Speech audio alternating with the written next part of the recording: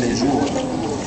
Et c'est ce qui fait que certains, à tort, ils considèrent la philosophie comme étant aérienne, s'éloignant des préoccupations des hommes.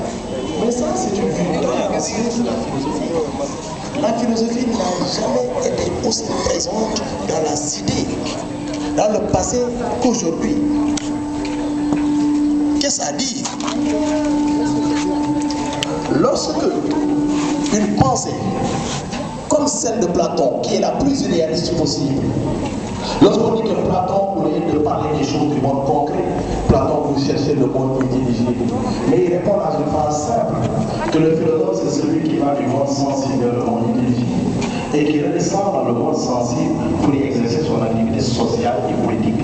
La finalité dans la philosophie, ce n'est pas la recherche en soi, ce n'est pas monter dans l'absolu, mais c'est dire cette connaissance-là, en quoi est-ce qu'elle me permet d'éclairer le monde et la réalité des hommes.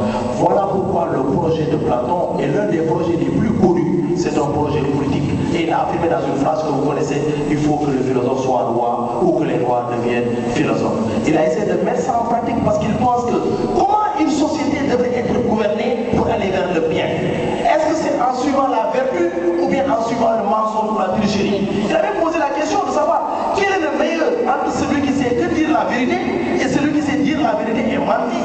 Vous voyez bien.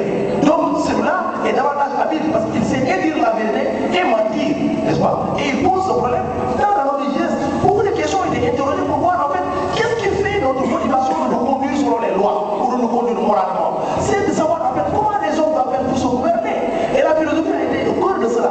La philosophie, laissez-moi vous dire, elle ne saurait ne pas être un projet politique. Voilà pourquoi toutes les pensées de la science politique moderne s'inspirent des pensées de la philosophie politique.